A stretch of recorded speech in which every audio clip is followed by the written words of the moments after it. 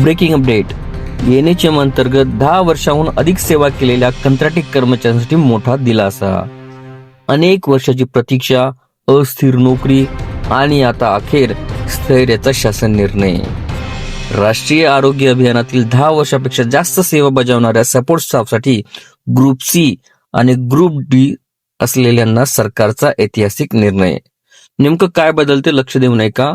आता वेतन ठरवताना मागील महिन्याचं मानधन थेट नियमित वेतन श्रेणीतील पुढील टप्प्यावर होणार आहे. त्यासाठी शासन मान्यतेची वाट पाहायची गरज नाही.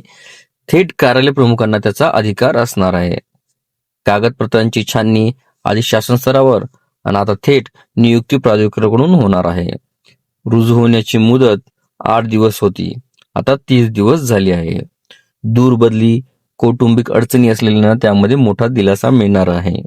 हा GR डिजिटल स्वाक्षरीमध्ये महाराष्ट्र शासनाच्या अधिकृत वेबसाईटवर उपलब्ध आहे. तळागाळात काम करणाऱ्या आरोग्य कर्मचाऱ्यांच्या मेहनतीची शासनाने अखेर दखल घेतली आहे. वर्षानुवर्षाची प्रतीक्षा संपली, आता आयुष्यात स्थैर्य येणार.